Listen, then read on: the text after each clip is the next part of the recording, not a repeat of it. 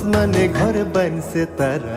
জায়েদ খান ঢাকাই সিনেমার আলোচিত ও সমালোচিত একজন অভিনেতা। ইদানিং তাকে দেশের বাইরে বিচরণ করতে দেখা যাচ্ছে।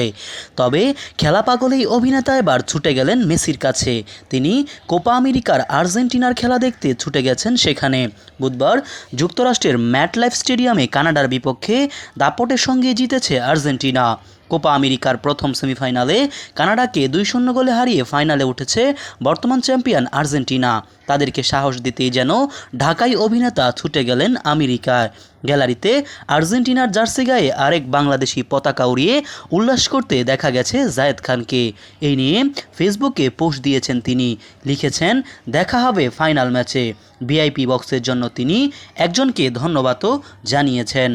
আবার একটি ভিডিওতে উল্লাস করে বলতে শোনা গেছে, লেটস গো আর্জেন্টিনা। একজন অনুরাগী লিখেছেন, অভিনন্দন আর্জেন্টিনা। অন্য একজন লিখেছেন, তোমার জন্যই আজকে আর্জেন্টিনার জয়, এটা আমি নিঃসন্দেহে বলতে পারি। অনেক ধন্যবাদ জায়েদ খান। জায়েদ খান 2006 সালে মোহাম্মদ হান্নান পরিচালিত ভালোবাসা ভালোবাসা চলচ্চিত্রে অভিনয়ের মাধ্যমে অভিনয় জীবন শুরু করেন। তিনি বাংলা চলচ্চিত্রে বাংলাদেশের দাবাং হিসেবেও পরিচিত।